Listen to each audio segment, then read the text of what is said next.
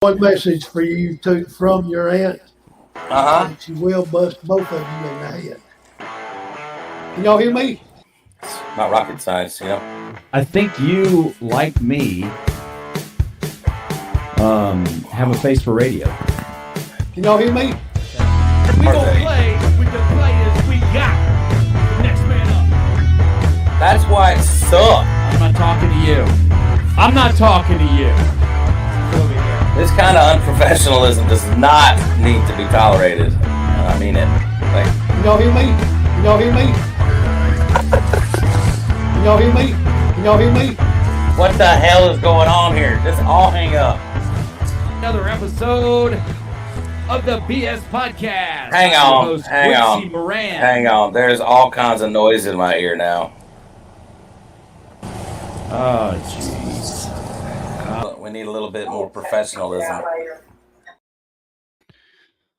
Welcome back to another episode of the BS Podcast. I am your host, Quincy Moran, live in the Moran family /BS /man versus marriage / every other podcast I do in the world studio.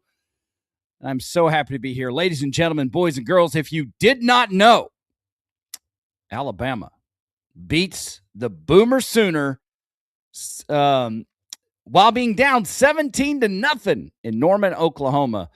And they make a comeback 34-24. Congratulations to the University of Alabama for punching that ticket and going to the next round where they will face Indiana University, undefeated, the only team in college football to be undefeated this year that matters, and that's who we're going to play. As we get started on the program, I want to welcome in everybody else in the studio. Along with me today, Amber Dash, Austin Dash, Wild Bill. Welcome to the program, everybody. Your first words, say it on the count of three. 1, 2, 3. Roll Tide. Roll Tide. I just took a wild guess of what we would all say. I was just making sure we all said the same thing. Well, we are, for the most part, Alabama fans. And look, if you're new to the program, welcome. We're glad you're here. This is a family-style broadcast where we just talk about Alabama football. We do tend to talk about nothing. But I've got a treat. I got a treat for a little bit later on in the program. I've always wanted to take some of these text threads and give them some life. Oh, no. And so this week, I already know where this is going, and I cannot wait. This week, we're going to get a small sample. So for you users that are on X, welcome to the program. Please make sure you repost. You're not going to want to miss tonight. We are talking Alabama football, round one of the playoffs. We're also going to look at what is ahead. But before we get started, I definitely want to introduce my people on the podcast with me. Wild Bill, tell the people who you are and what is going on, my brother. I'm Wild Bill. I'm a bivocational pastor. Just trying to stay warm in the state of Alabama and just hollering Roll Tide. Who does Auburn play this week? Oh, that's right. Their season's over. I forgot. That's right. PS5. With all that NIL money. Played last week. That's right. Auburn playing Auburn. You heard his voice already. There he is, Austin Dash. Welcome to the program, sir. Tell the people who you are and what you're all about. I'm Austin, and I'm here at our church office. They have nicknamed me the gallbladder because nobody knows what I do until I show up and cause problems. So that's pretty funny. That's pretty funny. I want to know who came up with that. Well, your friend Ashley is the one that sent it to me. Are you sure it's the gallbladder has a well-known function? Would it be like the appendix? Is that what you should call maybe it was the appendix. I don't know. One of those. That's organs. Hilarious. Yeah, I was going to say, because the gallbladder is a reservoir for gall so that you can digest fat more effectively. Sounds disgusting. Okay, so it must have been, okay, I'm the appendix. Nobody knows what I do until I show up and cause Well, trouble. you didn't know what the gallbladder did, so there's No, I didn't. Well, I don't know what I the do. appendix does. I don't know that. I do know what the gallbladder does because it caused me probably the third most pain I've ever been in my life before they had to hack it out. Which if I had to go back and do it, I wouldn't have let them cut it out, but I did. Anyway, you heard her voice in the program too. Amber Dash, what's going on? Oh, finally get some breathing time at Christmas. I'm so happy. That is great news. Been a great year for you guys. Busy. You know we what? be photographing people, aka shooting people. I say that I'm shooting people. It's photography. And Okay, you're I'm going to get us photography taken and down on I'm stuff. doing t-shirts. I'm doing baked goods. I'm doing all this stuff, and it's finally over, and I just get to breathe, and it's fantastic.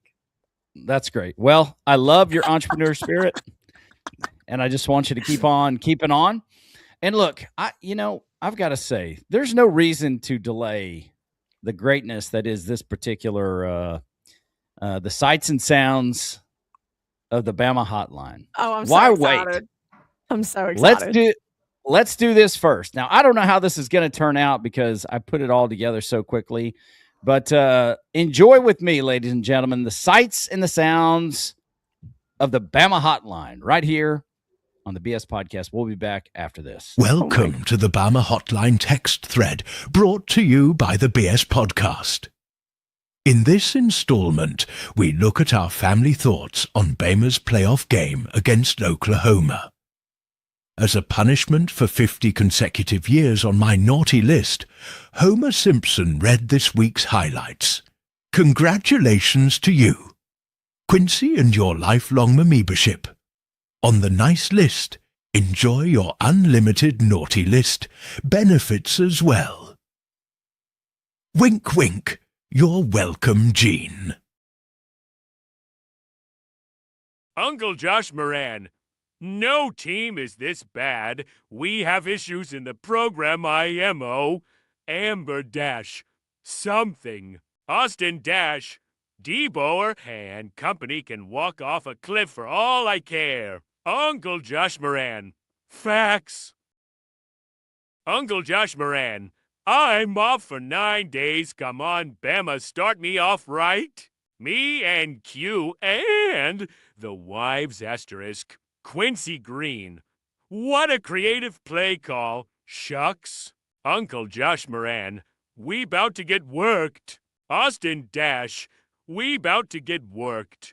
Quincy Green, we can clean that up, but man, we had them on. Their heels. Bama, destiny is calling. Time to answer the call.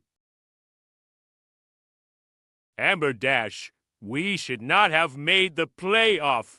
I DC what anyone says. Austin Dash, if we can't get up for this game, we don't need to have a team. It shouldn't be up to anyone to hype you up for a playoff game. Simple as that. Quincy Green, cancel the program. Smash once. To cancel our whole program, Uncle Josh Moran, bring in DeMeco.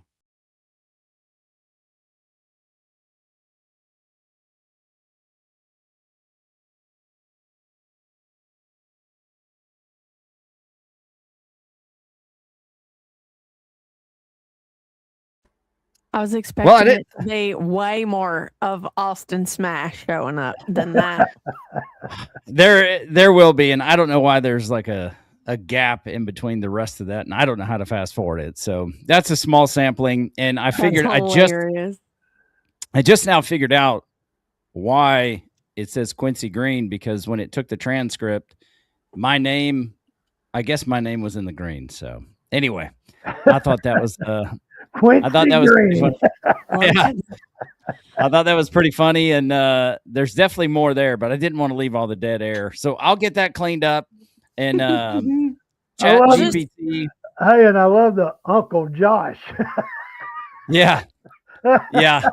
He's I could get that cleaned up too, but he's Uncle Josh in my phone, so Hunter knows Oh, that's funny. how to call him. But I thought it was hilarious. I had to get that part in there from Austin that jumping DeBoer off and company cliff. walk right off a cliff. So that Yeah. was great. All right, ladies and gentlemen, if you're new to the program, I also want to tell you this. We do this show in 4 quarters. Quarter number 1 is Wild Bill and his Bama bullet points. Quarter number 2, we're going to talk the stats with the Q-Dog. In the third quarter, we talk to the dashes on DeBoer. And then in the fourth quarter, we talk about whatever we want because this is our program, and that's what we do. We're going to have to crown a champion this year for the Pick'em as well. By far, it's Amber, so it's time to get the trophy. Yeah, it's time to get that trophy put together. But before we do that, which will not happen in the show, but you already know she's the winner, we're going to go to Wild Bill and his Bama bullet points. Wild Bill, quit all that yawning now.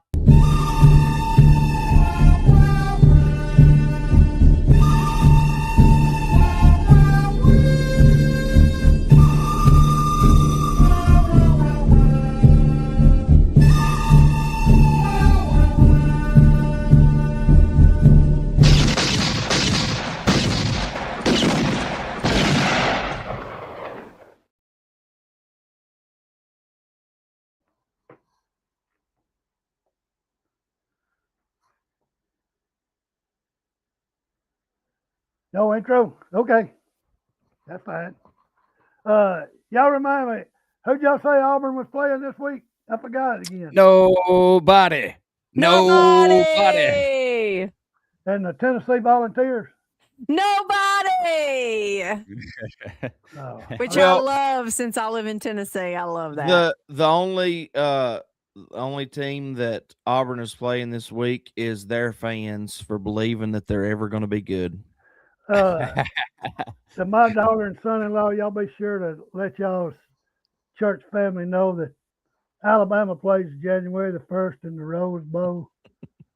I asked them where Tennessee, I don't know what toilet bowl Tennessee. Well, they play in the Music City Bowl in against. Nashville. Who do they play against? I can't even remember. Memphis, maybe. Somebody. Well, I don't know. Make sure to tell them if we're still in the playoffs. So Oh, they know. Don't worry. They know.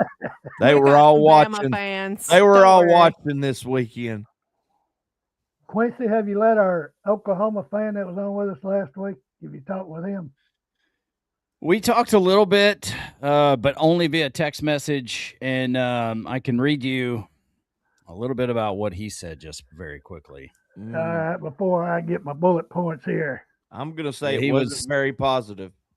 There was not much positive going on there. He said at 10 p.m., refs not in our favor at all. You got 4 really favorable calls, bro. I said, LOL, it's equal no calls, homie. At least it got close. He said, BS. I said, haha, you have Sooner goggles on. He said, no effing way, bro. Good luck with Indiana. I said, hey, Boomer, hate you had to lose for us to advance. Y'all have a great team. Roll Tide. He said, good luck the rest of the way, and hopefully you have the refs on your side again. I said, OMG. Oh, OMG. he must not have seen all them offensive holding penalties that was not called when our Yeah. guys, defensive players are being tackled as they approaching the quarterback. They didn't see none Yeah. of that. Yeah, and I'll tell you, it's egregious on both sides. I think the game was officiated quite poorly, and we could point to, I mean, they're human beings, but we could point to time and time again where they just blow the call because there's no call. And it is, and I know we're watching from the TV, but there are officials that are stationed in those areas to watch those very things. Mhm. And how do guys, 25 yards away from a play make a call like yesterday when the Raiders and the Texans were playing? Some official called a holding call. He was the judge on the very opposite side of the field. He was standing behind the defense, like 20, 25 yards. The Raiders make a big play, and he calls holding. I'm like, where did you see it? And it was on an offensive lineman. Get out of here. What are you doing? All right, Wild Bill, what do you got with them Bama bullet points? That's also like remind him that our quarterback got hit in the head twice late, and didn't and they get didn't no get called penalty. the first time. So tell them Yeah, to get I off was- this. Tell them to get I off was, this officiating. I was shouting at Chris Fowler because he says very, very close. I said, Yeah. no, Chris, he hit him on the mark. It was egregious, of course, from an Alabama fan's Egregious. perspective, but it was definitely on purpose, and they didn't call it either time. Yeah. I mean, Yeah, they didn't call it. that one official going. It's just terrible. Oh, it's terrible. So anyway, all right, here we go. By the way, did D'Amico get animated on the sideline any? You know, we couldn't see where he was. We saw him during warm-ups. We saw Will Anderson just destroy, Geno Smith, Yeah. which he rose to number 4 in all-time sacks for the Texans, which I thought was great. Oh, And it was very difficult for us not to join in on all the festivities there because they make it so fun. I mean, they make it fun. And listen, yesterday was their Christmas game.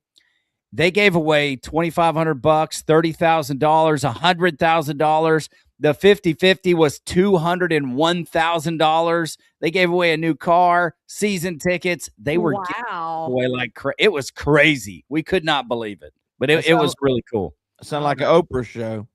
It felt like it. It felt like it. All right, Wild Bill, what do you got? All right, here we go. In the first quarter, number one, first quarter, Mateer had 26 yards rushing to Alabama's total offense in the first quarter of a whopping 12 yards. Golly. Bama's first down came with 10 minutes remaining in the second quarter. Oh, gosh. Bama's defense allowed 7 points in the second half and had a season-high 5 sacks. Oklahoma had 126 yards in the second half after having 236 in the first half. Oklahoma had 55 yards rushing. Oklahoma had 7 plays of 15-plus yards in the first half and only 2 in the second half. Here we go. Bama went 3 and out on its first 3 possessions. Shocker there. Yeah. That's right. And Mr. Salty Talty, 2 for 2 on field goals. My guy. He's my guy now. He has made his last 4 field goals all on the road. That dude right there, dude. Here's your asterisk. He is 48 for 48 on extra points. Nicely done. Bama tied the largest comeback win in college football playoff history. Georgia overcame the same amount in the 2018 Rose Bowl. Against who? Georgia against Oklahoma. Yep. Yep. Twice. Love that. All right, the last one, 37 game clock minutes to flip a 17-0 deficit into a 10-point road win. And that is all for the bullet points. Wowee, ladies and gentlemen. That, I got to tell you right there, as we listen to the bullet points, what are your guys' thoughts? Amber, I'll go to you first. What stands out to you the most? And then after that, I'll have a follow-up question. One of the main things that has stood out to me, he mentioned Talty has not missed a kick since the EIU game. Since he got booed at home game, got booed, hadn't missed one since. I've seen multiple posts about that. So that's something that has stuck with me and Austin. I mentioned it to him the other day. So when he just said it again, I was like, man. And then, of course, the Georgia had come back 17 by a deficit also on Oklahoma. I saw that post over the weekend also. Those two things really just kind of, yeah. They kind of stuck out. But here's the thing. Georgia Georgia came back on a neutral field, right? Yeah. Yeah. Whereas Alabama being in that first We did it. round, Yeah. they were on the road in a very hostile environment with a significant amount of momentum working against them in a game where, Okay. yeah, Austin, there's a joke behind that, but we don't have to talk about it right now. Yeah, that was in the Rose Bowl, Quincy, that happened. Hey, one kicker did well, one kicker didn't. whoa. Whoa! What? Whoa! I got to look away. What is that? What's that all about? I'm reckoning that's Tate Sindel. I saw it on Twitter after the game. Got his high heels on. That's Yeah, hilarious. 6. That is that's embarrassing. So I mean, and what it really felt like in the game is that nothing went Alabama's way for 1 quarter and 10 minutes. Or excuse me, 1 quarter and 5 minutes. I was just dumbfounded about how we could not, nothing went Alabama's way. It was so crazy. So Amber, I'll go ahead and ask you this here in the first quarter. What was the first moment that you thought there might be a little bit of hope? Where did that stand out for you? Our first touchdown, I had already looked at Austin and said, if we don't, I'm leaving. I'm going. I've got work to do. I got baking. I mean, I was baking while we were watching it, but when I got done with my baking, I was like, I can just go in there. I got pictures to edit. I got Bible reading to do. I got stuff to do that is not watch this. This is painful to watch. Yeah. And we scored that touchdown, and I was texting. Our pastor's wife is an Alabama fan, and now I like to say it's because of us. The daughter is an Alabama fan now also. The husband and the son are Tennessee fans. So I was texting her and I was like, this is painful. I'm about to turn this off. I'm about to go somewhere else. I cannot watch this. As soon as we scored, I was like, okay, maybe there's a chance. That was my first glimmer of hope. And then by the time we had tied it, I was like, if we can come back after halftime and play kind of what we were working towards, it was kind of going this way, I was like, we could actually win this game. And we did. I need them to play like that against Indiana, though, because we can't be playing like we were playing the last few games against Indiana. Yeah, we will actually need a much better performance against Indiana. Austin, Austin, your thoughts here on the Bama bullet points? If you were able to have a listen, what were your thoughts there? And then we'll pull the follow-up question with you as well, which is at what point did you say this seems possible? The one that stuck out to me the most was 7 points in the second half. I was thinking about some of those other games this year where we saw Alabama struggle in the first half. And then the second half, the defense just absolutely clamped down. Vanderbilt comes to mind. Georgia, we gave up 0 points in the second half. I'm trying to remember. There were a couple more where it, kind of even in the first half and then nothing in the second half. South Carolina, we clamped down there at the end. So that really stood out to me. I mean, credit to Kane Womack in the defense because he called a great game in the second half. I got a little frustrated when we got away from the blitz and went back to some zone coverage. You got frustrated? Okay. No. Because we were pressuring Mateer and he was struggling with it and throwing interceptions. So I was like, why are we not doing that? Well, then we did it a lot more and got pressure with 4. So, that's what really stuck out to me, just the flip of a switch. And we finally got to see some 40 seconds left in this quarter. Some change in the second half as far as game planning goes. 40 seconds. So. Yeah, we'll extend the first quarter tonight. We'll extend it just because we're having great discussion here. Austin, fine by me. I'm with you there. Pretty incredible the the difference in the defense. And I know the goal is to get as much pressure on him as possible in order not to cause yourself some collateral damage in the secondary.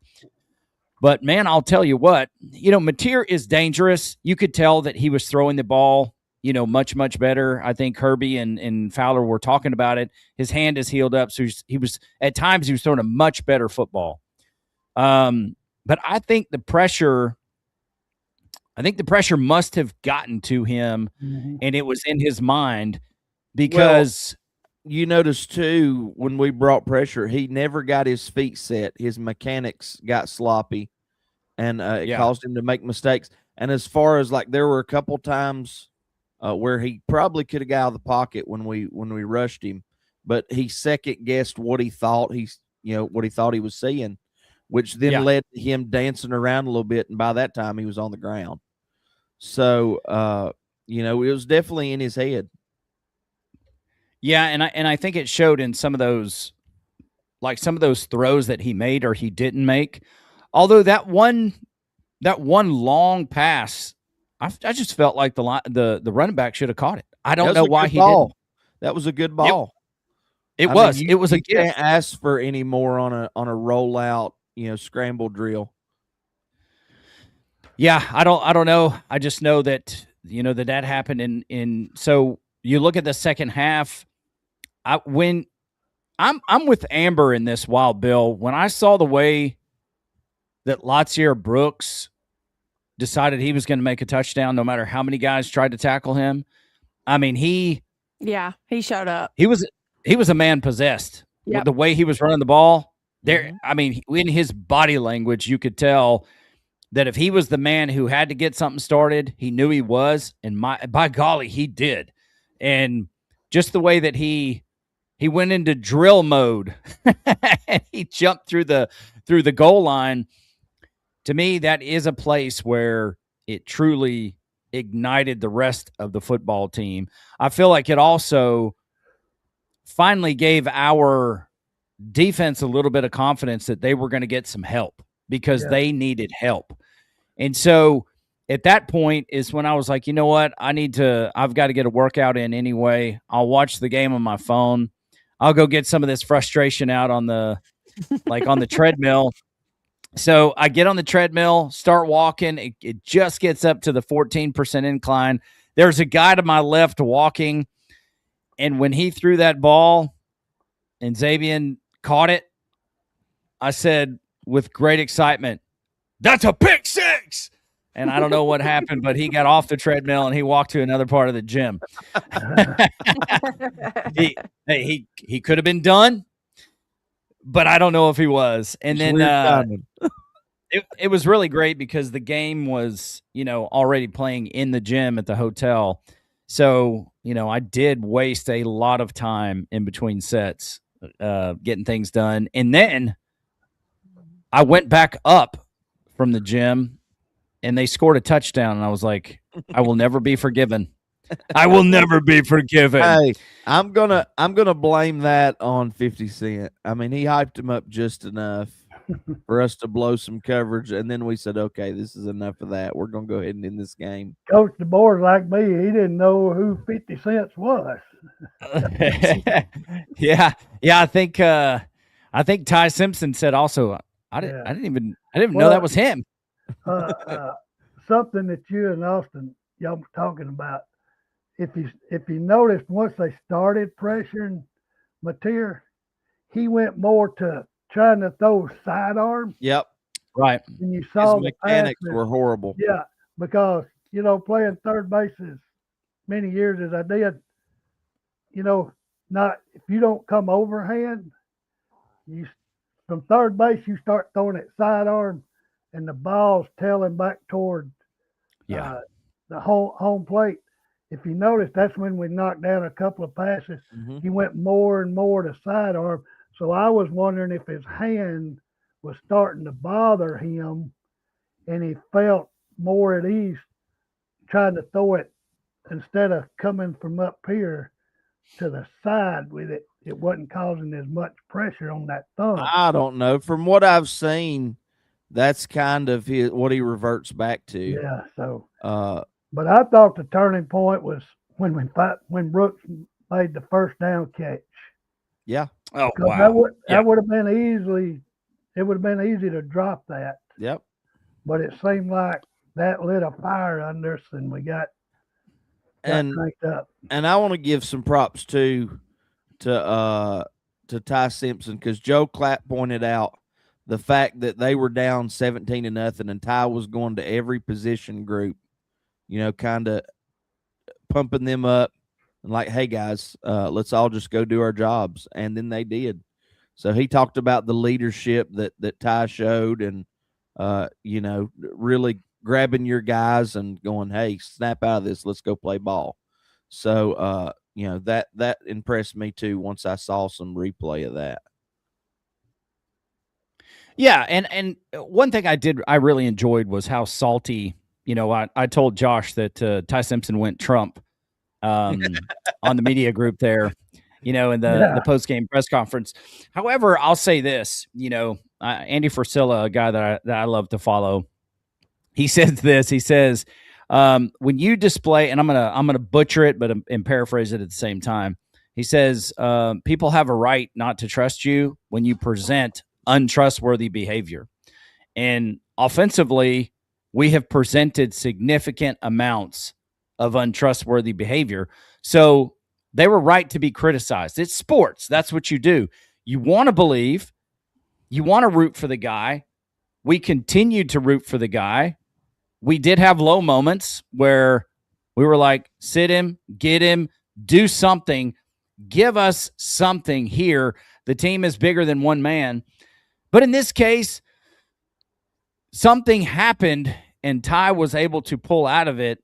I actually thought from the beginning he looked sharper than he's looked in weeks. Yeah. What are your thoughts there? Nope. Absolutely. 100%. He looked like he came to play. We just dropped some balls early, and that didn't help us get off to a great start. I'd love to get y'all's thoughts on the catch from Jeremy Bernard. Was it a catch? Did they rule it correctly when he caught the pro throw style catch? Because he sure lost that ball after they hit the ground. Now, in all fairness, the guy ripped the ball out of his hands. Arguably, and that was the thing for me that that made me believe it's a catch is, they always say you got to make a football move, blah, blah, blah.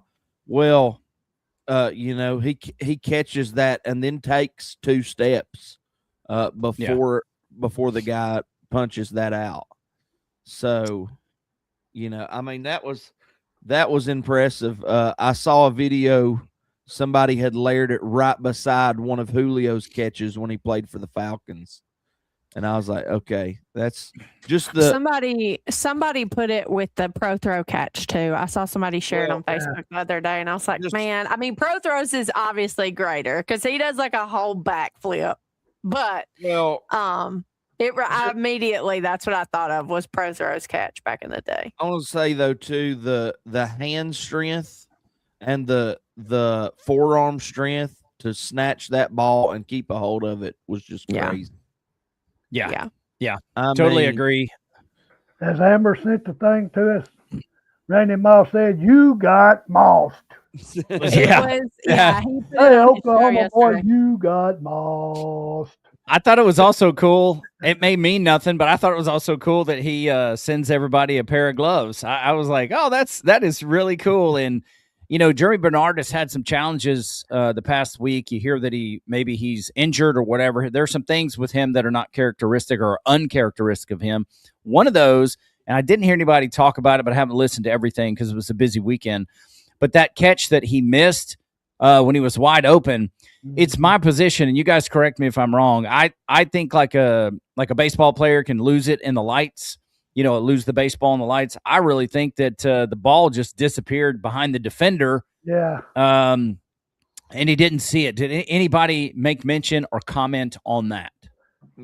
Somebody mentioned that it could have been he lost it in the defender, like it right off the top of the guy's helmet, he was looking like the top of the guy's helmet. Yeah, that's what it looked So, like to me too, honestly. Lost it as it come right over the. So he made up Yeah. for it though. Here, Oh, he sure did. here you go. I've got let's see. Here is sorry, I'm adding one thing to the stage real quick and then I will pull it up. I recommend all of you go and listen to the Dynasty podcast from today. AJ McCarron and Trent, Chris Stewart. AJ and Trent was in the suite with Thought the it was athletic very director. good. I like about 5 minutes of it, I think, but really felt like it was great. Here is Julio's catch. Here we go. I mean, he just snatched it. He's like, "That's mine." So let's see. Yeah. And then here is Well, Julio is also about 6 feet taller than Jeremy. Yeah. Yeah. So that's got to mean something. exactly. Julio's Exactly. 6'4". He's a big guy. Yeah, what's Jeremy like? 5'10"? No, he's 6 he may foot. be 6 foot. Yeah. Hey, Quincy, how'd you like it when he was talking about him and Trent and Mark Ingram up there in that Oklahoma fan heckling them? Yeah. I thought that was great. Here's the thing, though. Here's what I did like, and I say this just because I care about, some Oklahoma fans, and Roche is a good friend of mine. Look at that. Yeah. So that's pretty. So pretty That's pretty definitely accurate that's compared to those definitely. two. And that is definitely a football move with control. Yeah. And then the ball gets ripped out of his arms, goes out of bounds. So I think it was right. I think it was right to call it a reception. And AJ was glad they called it a reception and that they didn't review it because it could have got sticky. Yep. Yeah. Well, and if they would have called that incomplete, it would have been hard to make it a complete pass, I think. After the fact. Yeah. So as we prepare to move into the stats, any final thoughts on the Crimson Tide? I know we're going to talk a little bit, whatever you guys have been able to check out when it comes to, the press conference with Coach DeBoer, maybe from today. I haven't got to watch it yet, but we definitely need to have some discussions about Indiana and what this looks like, coming up in the next, 9 days? Yep. 8 days? No, it's 10 days, huh? Because there's 31 days. Thursday. Yeah. Okay. Yeah. Any final thoughts, Wild Bill, from your Bama bullet points? Or, hey, if you don't mind, just go ahead and go through them one more time, and then we'll head on to the second quarter. Oh, goodness. He's done threw him away. Let me see here. Well, that ain't it. Well, Quincy, you have never had me do that. not one time. I had him do it one time, but it's been a long time. So No. 10 minutes after I said we had 40 seconds left, we're gonna go. that's all right, Wild Bill. And then 20 minutes from now, Bill's still looking for his bullet point. Well, I tell you what, we will move on to the second quarter. Wild Bill, when you get those, give me the nod. He's 'Cause wrote I'd like them to on the hear back those of a Mary Kay box. Daddy, where did you run?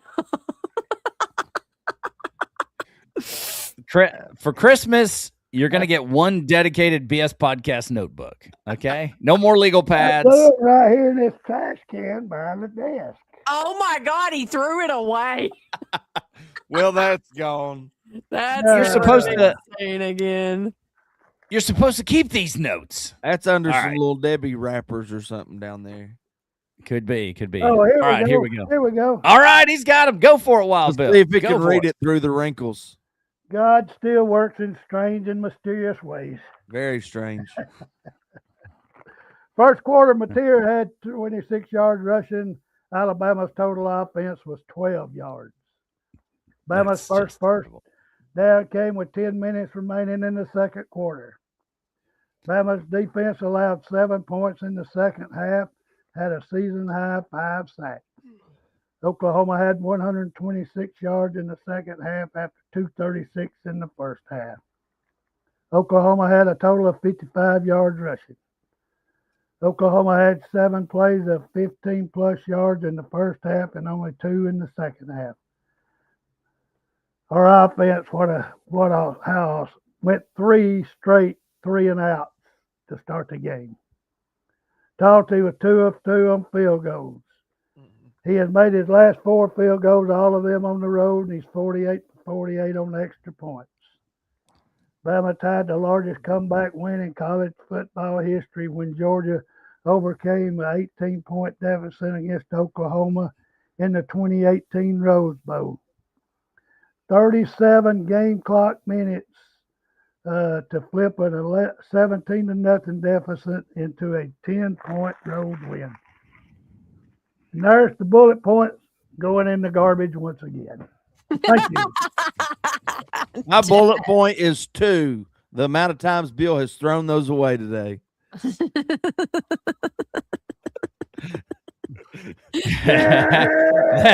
that is a fair bullet point and should be added.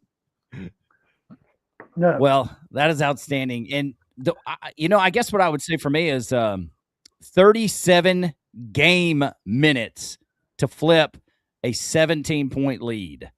My goodness, into what, 34-17? A 10 Well, and also, if you look at it, Alabama scored 17 points to tie it in about 5.5 minutes or 6 minutes. So yeah, it happened fast. Wild. So that is wild, Bill. All right, it's time now for the second quarter. Thank you, Amber.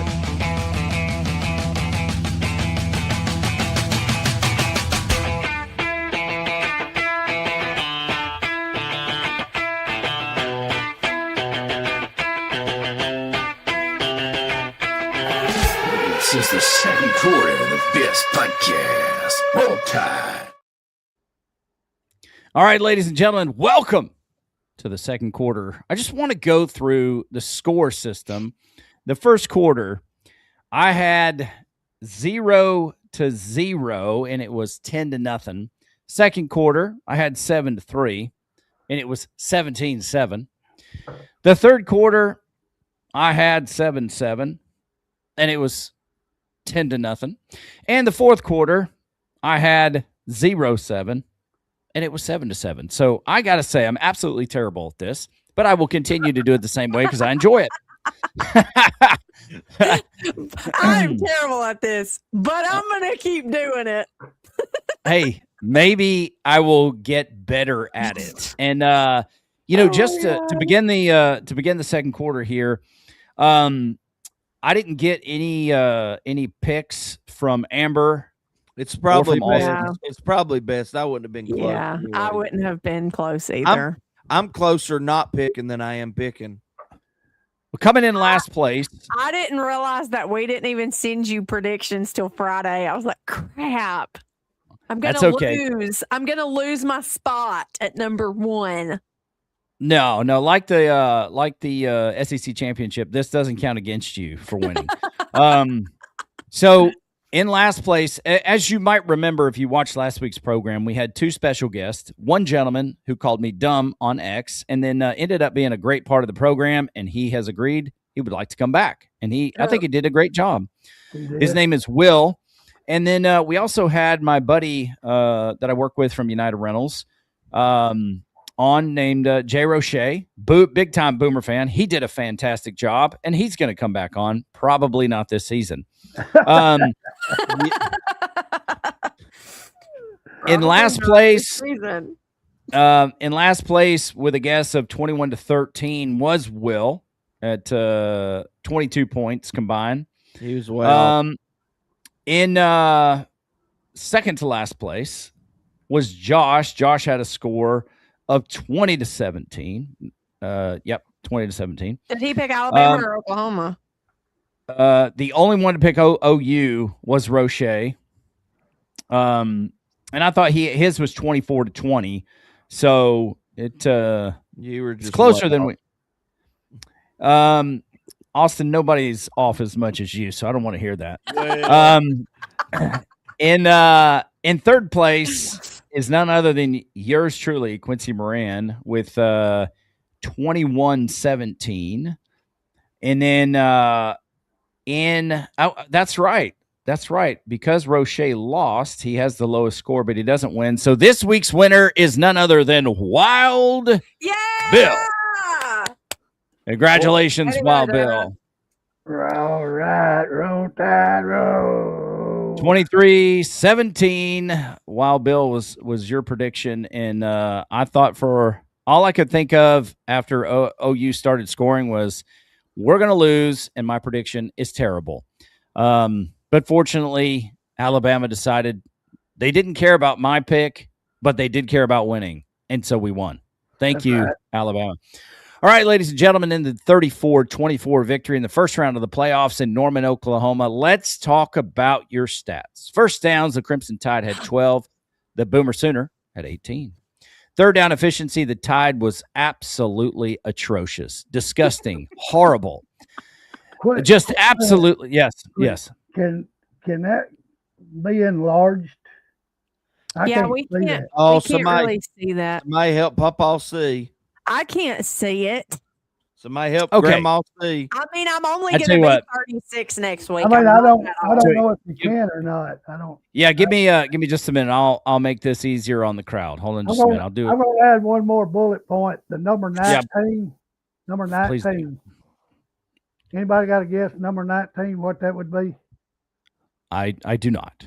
The number of players Auburn has entered into the transfer portal. Whoa. Just a little FYI there. Wow. I had not seen that anywhere. That's really interesting to me, because I would think with this with this coach coming in, I would just presume he seems like a gritty, hard-nosed winner. Why wouldn't they want to play for the guy? Well, the only quarterback they have now is the true freshman from Mississippi that played a few games, couple of games. The other two's done entered the portal. I hope they have 50 more leave, bunch of losers. Jackson Arnold and that Daniels, they've both entered the portal. I hope the ball boy leaves. I hope the person running the concession stands leaves. Hope the janitor leaves. The ticket Let me lady. guess. You want him to walk off a cliff. Well, That's Austin's go-to. that's kind of harsh, but No, that's what he's wanting our football team. it can't be much worse walking off a cliff than it is being an Auburn fan. You're just as hurt. Whoa, bro. You're just as hurt. It's all pain. All right. Okay, that's a little bit better. So let's look at this, ladies and gentlemen. First downs, Alabama 12, the Boomer Sooner 18. I'll get back to what I was talking about, third down efficiency. I think we should remove the word efficiency from this particular graphic because it was third down, disgusting, just terrible. It was horrible. It was atrocious, abysmal. 2 for 12. This is my favorite word. Atrocious. All right. It was atrocious. 2 for 12, the Mighty Crimson Tide, compared to 7 of 18 for the Boomer Sooner. Fourth down, both teams 1 for 1. Total yards, look at this, a whopping 260 yards for the Alabama Crimson Tide, 102 more for the Boomer Sooner. Passing yards, 232 for Alabama, 307 yards for the Boomer. 18 of 29 for 8 yards per pass for Ty Simpson. 26 of 42 for 7.3 yards for Mr. Mateer. Those are not bad stats unless you're looking from a defensive perspective. That's pretty darn good, guys. Yeah. Averaging 8 yards or 7 yards a pass. Rushing 28 yards on 25 carries for a whopping 1.1 yards per carry for the University of Alabama. 55 yards rushing on 33 attempts, coming in at 1.7 yards per carry for the Mighty Boomer Sooner. Penalties, Alabama 4 of 46. OU 5 of 50. Let me make an adjustment here and see if I can read it, or I'm just going to go to the other screen. There we go. It's weird here's- that it doesn't show their fumble on the punt. That's odd. Yeah. Well, didn't he recover that though? No, Tim Keenan did. I thought he didn't recover it and we slapped it away. I think Tim Keenan landed on it. Okay. He picked it up. The punter picked it up, and when he went to punt it, practically Keenan took it away. Now, I want to say, too, I feel bad for Tim Keenan because when that punter kicked that ball, he did not kick the ball. He kicked another one, and it was Tim Keenan's. Oh, the bag, right? Yeah, in the bag. the slow-mo was pretty sad for that. Now, here is he made a sacrifice, did he not? Yeah. Now, look at the time of possession. Posts keep saying is that he sacrificed his future for the University of Alabama. Look at this time of possession, guys. I would have to say that. Well, that is a problem because it is, for some reason, it's lower than the graphic will pick up. But 26 minutes and 52 seconds for Alabama compared to 33 minutes and 8 seconds for Oklahoma. Oh, and I think I know why we can't see it, because the banner's covering it up. Oh, Yeah. So hold on, I'll turn it off. There we go. There we go. Okay. So that is, would you guys say that is probably attributed to that really ugly first quarter? Yeah. You think that's where? Yeah, I was going to say, I think that's where the numbers came in. Because that's really just 6 minutes difference. Yeah, it was really, really ugly. All right, let's take a look at the leaders on the day. Ty Simpson, 18 of 29 for 2 touchdowns. John Mateer, 26 of 41, 2 touchdowns and 1 interception. Daniel Hill, as many yards as he had at 43 yards, with 9 carries and 1 touchdown. He couldn't overcome Ty Simpson's loss for sacks, which only gave us, what was that, 33 yards rushing or something crazy like that. So, yeah, well, all those 28 yards, and Daniel Hill had about 30 on one play. Yeah. Yeah, unfortunate. So Blaylock, the running back for OU, 36 yards on 11 carries.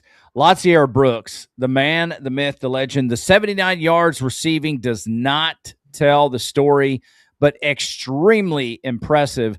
I think OU's pass defense was between number 10 and number 13 in the country, and Ty had to place the football in some very concerning areas in order for it to be caught. And Latsier Brooks, man, just especially that second touchdown catch.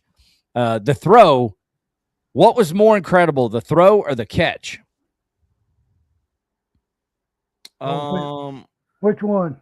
You Second touchdown to Brooks. I think it was both. He put that ball in a good spot, but the adjustment to catch it the way he was running the route, I mean, he flipped his whole body around to catch it. But I mean, Ty put it in a spot. So yeah, that was impressive. Now I do want to say too, a little stat to look at coming up with this Indiana game. Oklahoma ranked first in sacks, like for the whole year. Indiana ranks 9.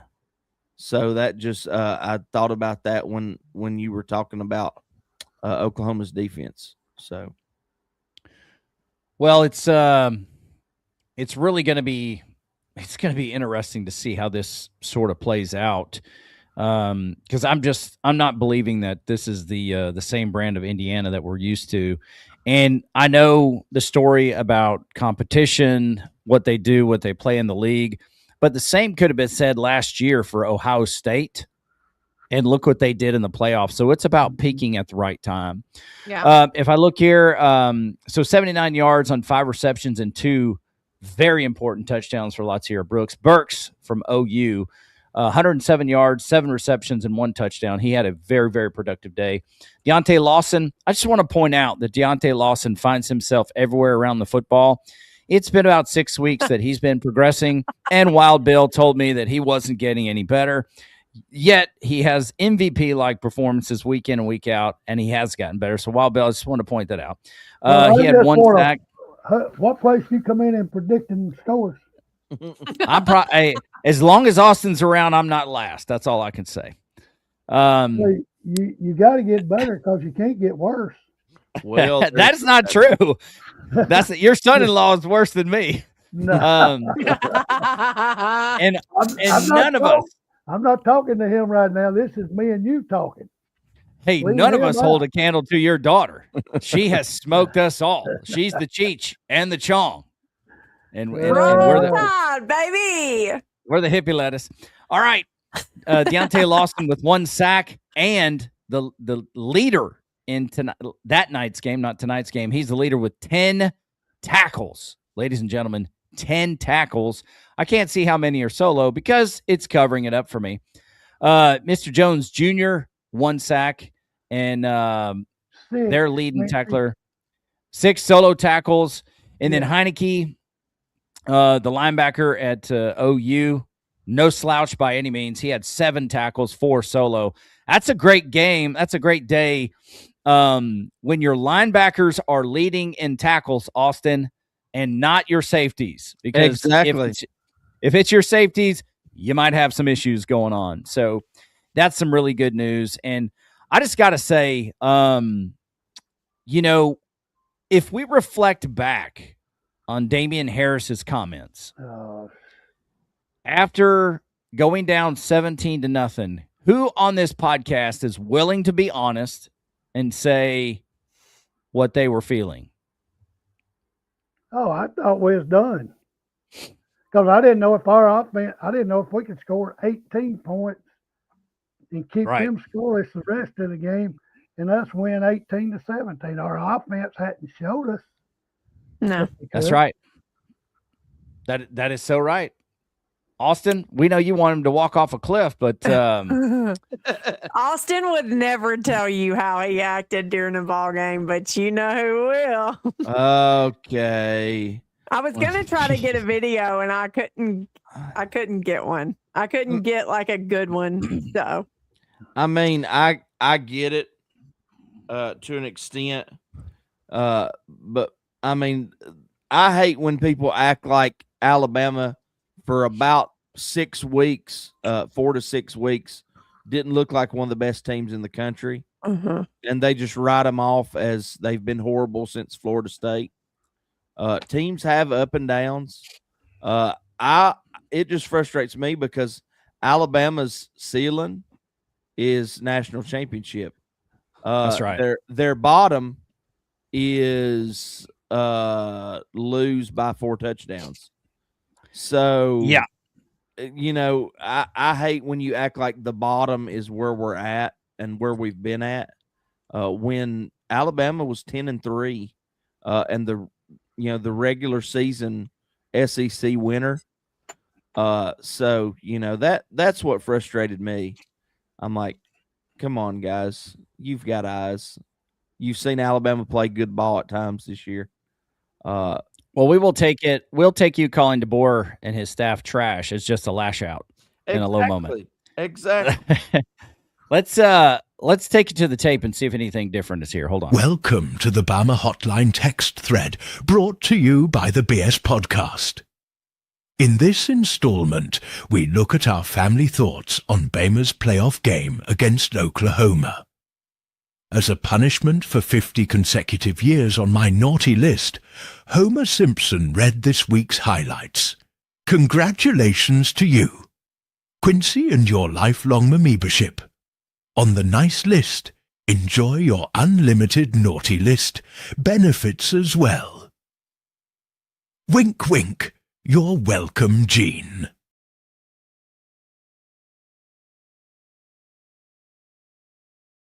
Quincy, we haven't changed, boys. Same. Austin Dash.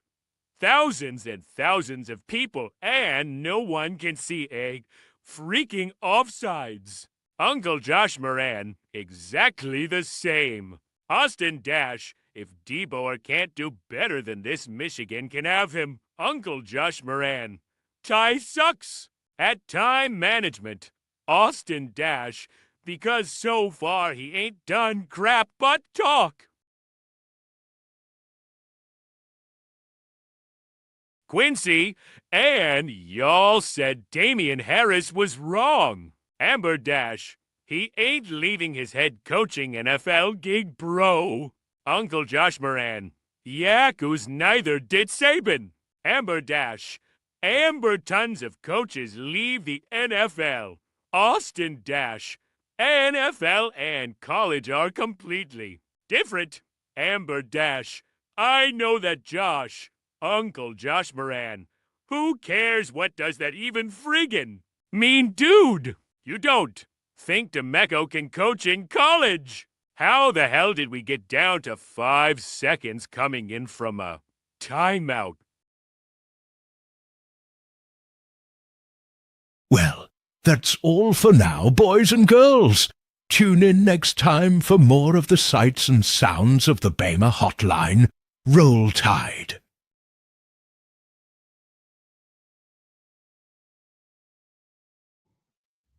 All right, ladies and gentlemen, that was the second and final installment tonight of the sights and sounds of the Bama Hotline.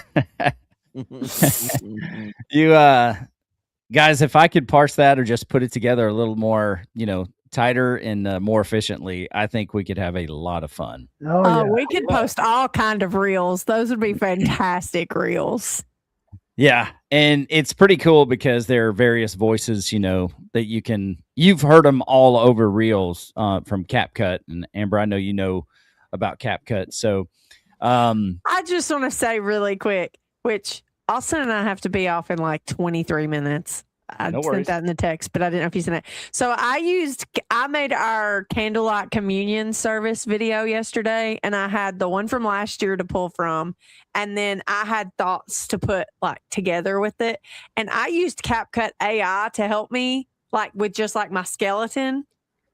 I didn't even know CapCut could do that. And it ended up, I did a lot of work because it was just my skeleton, but it turned out really good. And I was really proud of myself. And if you don't use CapCut, this is not sponsored. You should. Yeah, I'll have to see what you're talking about when you tell me. But hey, that's it for the second quarter here. I guess I could talk about. No, I think we covered it all. That's good enough for the stats. The game is done. We're all finished. With the stats, and the stat that matters most, Wild Bill, is the scoreboard this time, because it's so peculiar to me how the game was a copycat going the other direction in Norman, just like it was in Tuscaloosa. It is so mind-blowing to me. But as we end this particular quarter, we're handed over to the dashes on DeBoer. I would say that in his tenure, in his short tenure, taking over the turbulence after Nick Saban, whatever happens from here on, I thought getting to the playoffs, no matter what happened, DeBoer was on house money, and I really believe that he's there. I'm very excited. I haven't heard anything about Kane Womack going anywhere, which tells me that the nucleus of the coaching staff is going to be there. I'm very happy to hear that Nick Sheridan's got an opportunity at his alma mater, so he can go to Michigan State. Actually, I think he played at Michigan, actually, but he's going to Michigan State. Oh, I wouldn't tell anybody I played at Michigan either. Yeah. What is going on in Michigan? We'll talk about it another time. They need an exorcist, as I said before. But with that being said, I just, the video that I did that we played over and over again, that DeBoer, I was begging him, praying for him to turn things around after that Florida State game.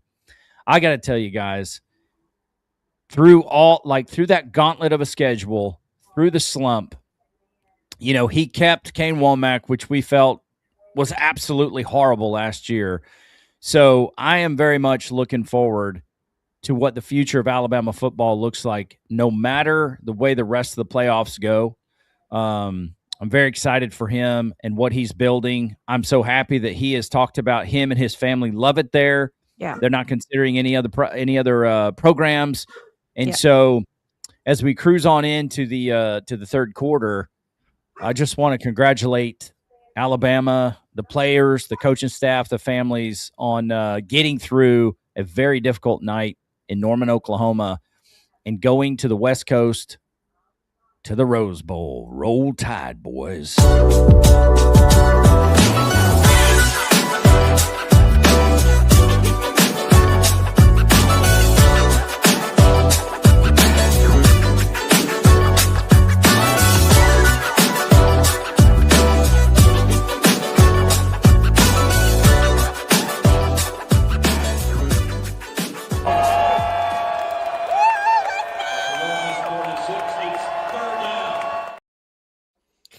I scream at the game like that at home too, in case anybody That's was right. wondering. A lot louder That's than right. that. When he got You that can't say anything about being loud. when he got that interception the other night. I lost it. Yeah. I lost it. I Pretty probably wild in was, Ash House. I was probably the loudest on the interception, but then I definitely lost it on one of the touchdowns, but I can't remember which one it was. Where did Mac go? Oh, Mac was hiding under our bed. Quincy. Yes, sir. One of the dogs that got so loud went and hid under the bed. Well, he freaks out when we turn it on. Like you, Because he knows what's coming. I was watching another game that I didn't even care about, and he was pacing around Yeah, like I was like going we to weren't yell at even him. talking to the TV. I'm like, for that whoa, one. bro, this is James Madison, Oregon. I'm not going to yell at this game. Hey, Quincy, he knows. He said these two lunatics are fixing to go ballistic. So it's time for me to go.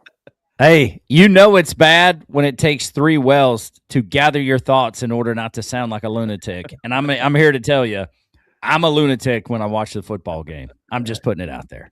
A proud lunatic. All right, Dashes, it's your time to talk about the presser. So much time on everything else tonight, and Austin and I have a dinner at 7 to go to. This probably won't be long. However, I do want to say, since we're talking about Coach DeBoer, I wish I had it to pull it up. TikTok, there's an account on TikTok that literally just shows coaches' houses. And they use like Google, I guess, like Earth and listings from where they were for sale, I guess. And Austin had sent it to me, and then I saw it today and sent it back and was like, was this the same video? There is a video circulating of Coach DeBoer's house in Tuscaloosa. Oh my God. It is huge. It has 13 bathrooms, y'all. 13 bathrooms. Who besides Quincy needs a house with 13 bathrooms? Where is it? 4 of them. They live across the street from Coach and Miss Terry in Tuscaloosa. So it's like Mansion City. I don't even know where it is. I'll see if I can find the video not on TikTok so y'all can see it, because I know you can't see it if you have TikTok. It's over by your old high school, Bill, I bet. It's not too far from County High, but it's over there at North River Yacht. So it has a pool. It has a movie room, which I'm sure he's turned into a film room. As soon as it said it had like a mini movie theater, I was like, I bet that's a film room now. And then it was talking, and it's huge. I mean, like, there's no need for a 4-person family to have this big of a house. Over consumption. Wait a minute, one though. doesn't live at home. Yeah. Now, Quincy could definitely use a house of this size. He got 8 kids. I would just say this. I would say if it's anything like what Coach Saban did, they did a lot of entertaining at home. So I'm not saying he needs 13 bathrooms, but, you know. When they said 13 bathrooms, I was like, how do 4 people, if both daughters are home, need 13 bathrooms? Them better be some big old toilets if them football players are using. I've seen Coach Saban's house. Quincy, I'll tell you that, because our superintendent at the golf course came to our course. He was the assistant superintendent in Tuscaloosa. Good Lord. An old colony where Alabama plays. when Coach Saban moved into that house, when they were looking at it, the only way he would move into that house, they had to take the median, the divide out, and make him a turn to be able, so he didn't have to go past the house and turn around and come back. So guess what the city did? What'd they do? They made him a turn right there. You better believe they did. And you know what? The guy who made that decision at the city, he got promoted. Every championship, he probably got promoted in a pay raise. That's Anyway, a true fact. I just wanted to throw that out there. Funny. If I can find it not on TikTok, because I know you have to have a TikTok account to see TikToks. If I can find it on like Instagram or Facebook or anything, I'll send it. But it is wild because I was watching it and then it goes, and they live directly across from, and I thought they were going to say somebody else, like maybe somebody you didn't know lived in Tuscaloosa.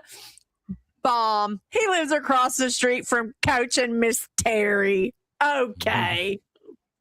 After every win, Miss Terry brings him cookies. That she catered because he's already told on her she don't cook. Oh, well, there you go. I wouldn't either. All right. If I was a bajillionaire. So talk Let's, about the board today, honey. Yeah, let's hear what you have to say about the press conference. I'm very excited to hear what your take is on it. Take it away. Yeah. Well, first off, Alabama's got 15 Californian football players on their team. So they're excited for them to get to play close to home. So that's pretty neat. Talked about Coach Cignetti and what he's done at Indiana the last 2 years, how well they've done. He talked about their process the next 10 days getting back to work. He said he thought they did a great job from the SEC championship to the first round game as far as preparation. Talked about how well the training staff has done, Jeff Allen and their doctors, as far as getting guys back, and really gave them a lot of credit. And Dave Ballou, they had as many guys hit their top speeds against Oklahoma as they've had since the Tennessee game. And that's tied for the most over 20 miles an hour all year. Wow. So had a lot of guys back running at full speed and healthy. Talked about the unique path that him and Kurt Cignetti have both had at Alabama and Indiana. Just talked about the respect between them. He said he wouldn't trade it for the world. He said he thinks there's things you do that give you an appreciation for the moment that you're having. Talked about his days in Sioux Falls, from that to Alabama. Talked about Indiana's Russian attack, how productive they've been, and kind of how they've been more of the focus being talked about in compared to Mendoza being a Heisman guy. Talked about how well he thinks Indiana's offensive line works together. Of course, he talked about Mendoza winning the Heisman and being a good trigger man. Talked about the skill around the offensive line. Let's see. Talked about the great coaching they have to put guys in this. Indiana puts their guys in spots to compete. He talked about Alabama's defense growing. He said they've just took big steps through conference play, got the turnover in big moments that helped us win games, and forced a lot of field goals. And they've continued to breed a belief at a high level. Talking about the first quarter against Oklahoma, Alabama fighting and coming off the field ready to solve the problems. Instead of just coming and hanging down their heads. Talked about the defense being proud of what they accomplished and the adjustments they made to pressure the quarterback throughout the game.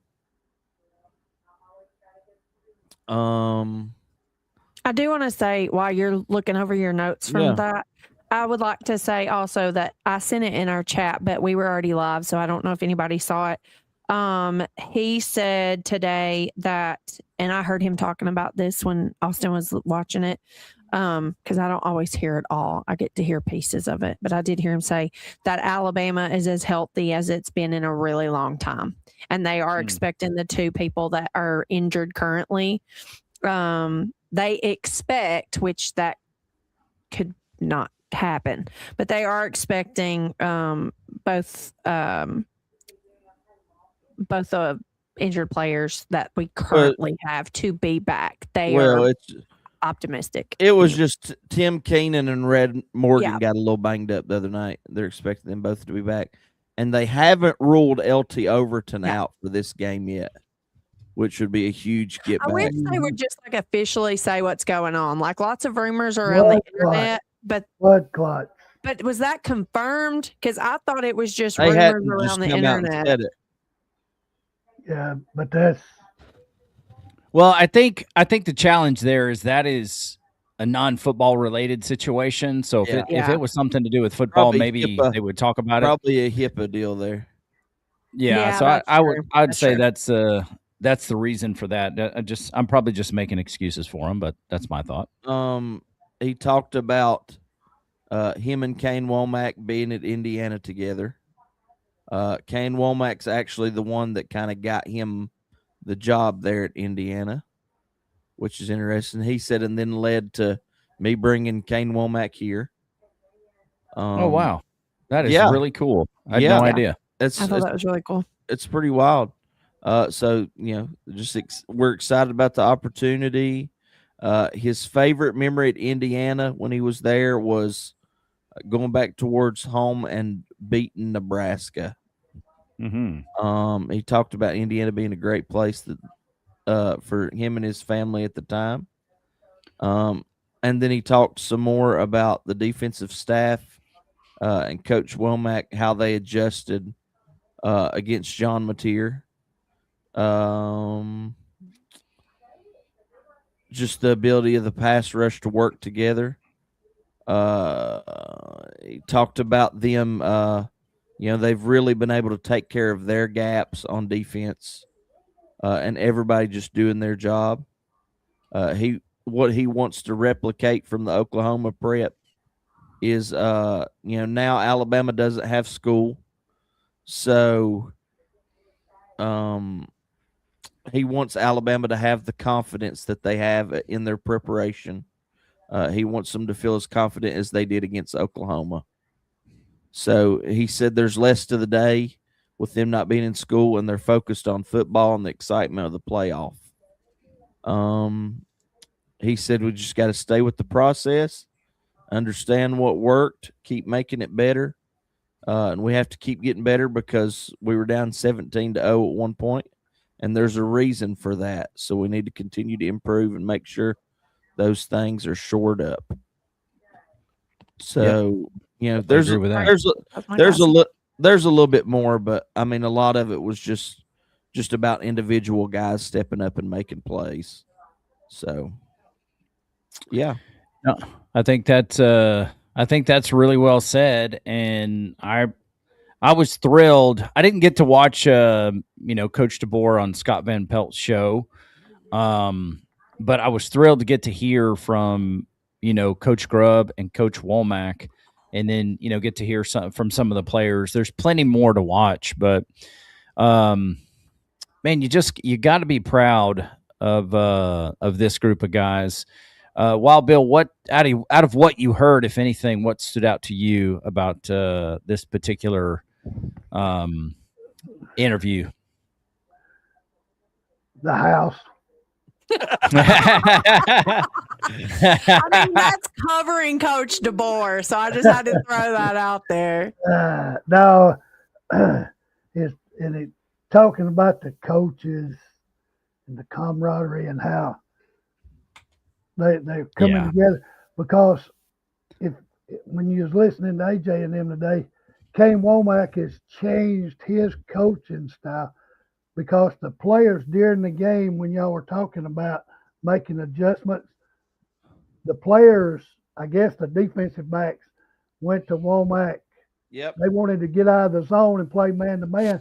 because I interpreted that as saying their receivers can't beat us Yeah, he said. Mhm. He man on said. man. Now that's So a they that's a changed. dog mentality to go. Come on, let's play man to man. He said they were practically begging to Yeah, play so they man to did. They man. changed and went to man. I love Wow. that. I love that. And That, oh my Lord. and that's I how am excited to hear that. Yeah, he changed from last year to this year. I mean to He's walk listening up to his walk up guys. to your defensive coordinator and go, "Hey, these guys can't get open against us. Just let us. I got him by myself. I don't need a zone." I mean, that's pretty fun to Yeah. hear. And being That willing is, to change to show like 6, 7, 8 men on the line of Yeah. scrimmage. No, I 7. I love the double mug look. Uh, I love everybody on the line, and then you don't know who's going to drop. Because you know it's got to work in college because it works in the pros. Yeah. well, I mean, too, I mean, Georgia does I- that a lot too. and that's Yeah. one of my questions, just looking at what has worked against Alabama. That was part of my question, Yeah. as we were going through the season and we couldn't seem to find success offensively. And then, Ty Simpson talked about it after the Georgia beatdown. Just that there were, multiple copycat blitzes. And I'm going, why aren't we using that? I mean, our defense is the strong suit. It's the shining jewel of our football team this year. Now, it looks like both of them may be, peaking at the same time because Oklahoma has a great defense. And for us to put, 27 offensive points on the board, Yeah. to me is impressive against that football team. So my question was I'm glad to hear that Kane Womack evolved because you can teach your players. But real quick, my question is Coach Grubb, is he evolving? Because he took a lot of heat after that Georgia game. Yeah. Not just from fans, but that clip came out of the head coach at Seattle Yeah. arguably talking about Grubb's philosophy. So he really took some scrutiny there. I do feel like during this game, and I feel like that's kind of what helped with the comeback, is we finally got the ball out of Ty Simpson's hands on some short routes to kind of get us going. And then of course that opened up the deep ball, because then it forced them to kind of respect us as far as, you can't just line up and just rush the quarterback. And like, I love some of that toss stuff we did. I mean, that long run by Daniel Hill was just a little toss pitch that was just blocked incredibly. I mean, there was a cutback, and that right there, plays like that is what opened up the long game. I agree. I do think early in the game we were kind of throwing stuff at the wall to try to find something that worked. Mm-hmm. And I do feel like once we found out what worked, we didn't get away from it really. As like we have in some other games where we're like, let's do a triple reverse. Can I ask a question? Are we doing predictions tonight, or are we going to do them next week? Next week. Next week. Okay. Well, I've got to go. So I love you guys, and roll tide, everybody. I'll see y'all next week on my birthday. Woo. Yeah. Before we get off the program as a whole, I wanted to bring up a graphic for the quarterfinal game in lieu of what we're going to talk about next week. So just briefly wanted to show you what we're looking at with number 9 facing off against number 1 in the college football playoff. Points per game. Alabama scores. Well, the graphic got messed up, but we appreciate that. I was like, what is this? Yeah, it all got jacked up, but I can read it for you. Alabama's looking at 31.4 points per game, while Indiana scores roughly 41.9. Average yards per game offensively, 380 for Alabama, 472 for Indiana. The turnover margin is what really, really concerns me, because you can't see it here, but Alabama's at +8, Indiana's at +17. So that is really concerning. Sorry for the mistake on the graphic. I didn't get a chance to review it before it came up here, but I'll give you a sort of a line by line, and then I'll go chew out. I'll chew out ChatGPT. But so 31.4 points per game compared to 41.9 points allowed. This is interesting. Points allowed 17.9 for Alabama, 10.8 for Indiana. There's the turnover margin at 8, plus 8 for Bama, plus 17 for Indiana.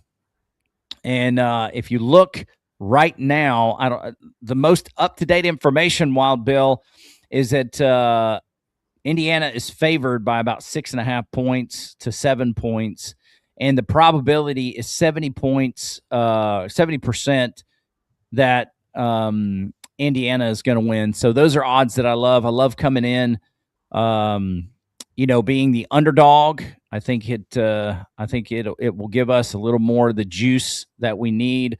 But I finally feel like this, not just because we won, but because I saw a difference in the team. And Austin, we know you got to go in 4 minutes, so we'll wrap this up here pretty quick. But finally, when Alabama has the destiny in their hands, they haven't shown up the entire season like they did against OU after showing signs of life. On all three sides of the ball. Yeah, everybody came together. The coaching staff finally stopped getting out-coached in some of those areas. So just a mighty congratulations once again to the Alabama Crimson Tide. Austin, your final words before you jump off and head to dinner. I really love I like the matchup with Indiana pretty good. I'm excited about it. I'm excited for us to dive into that more next week. So, yeah. Right on. Well, roll Tide, dude. I hope you have a great time.